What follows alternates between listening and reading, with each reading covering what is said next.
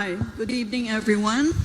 Thank you so much for the 4 presidential candidates who had both the political commitment and the political courage to be part of this conversation.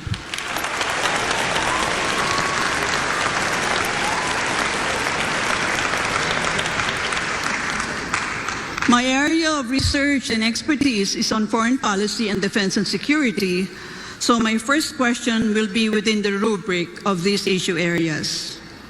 All right.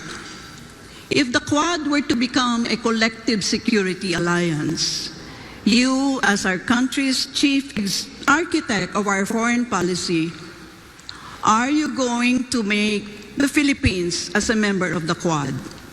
Why and why not? Senator Marcos?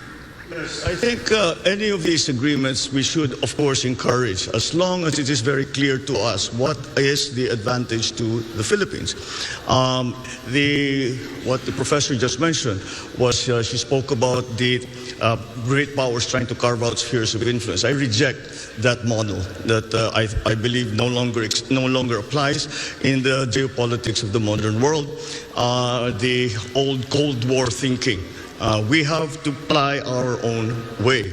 And so it really would depend on what is inside, or what those agreements say that the Philippines will be doing and what those other partners of ours will be doing for the Philippines. And once again, because we shouldn't think of the old Cold War system, we should always think in terms of the fine line that the Philippines has to tread in all our foreign policy decisions.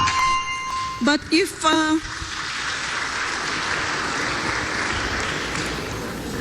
Mr. Marcos, if you reject the concept of spheres of influence, does that mean you are going to scuttle the Mutual Defense Treaty when you become President of the Republic? By no means. To the United States of America as a defense ally. No, by no means. The relationship with the United States, our special relationship with the United States, is not something that we can treat, be cavalier about. It is a very important one. And it has stood us in good stead for over 100 years. And that, I think, will never disappear from the Philippine psyche, the idea and the memory of what the United States did for us and fought with us in the last war. And so that is a specific part of our foreign policy.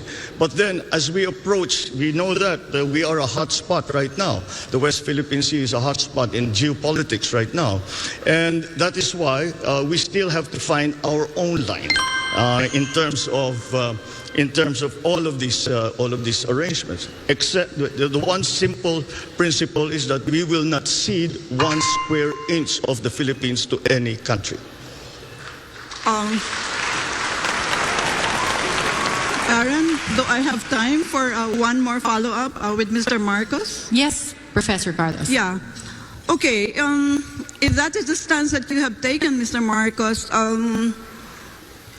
suppose you have a situation where China is trying to, take us in, embrace us within its sphere of influence. How would you react as our chief architect of our foreign policy? Once again, in terms of specifically to China, the correct approach still seems to be one of engagement. And no matter what the superpowers are trying to do, we have to work in the interest of the Philippines, and we cannot allow ourselves to be part of the foreign policy of any other country. And we have to have our own foreign policy. So again, whatever the superpowers do, we, as a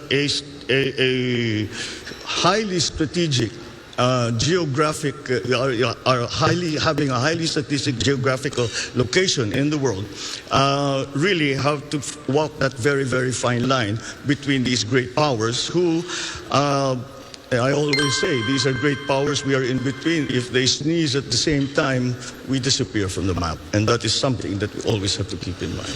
Thank you.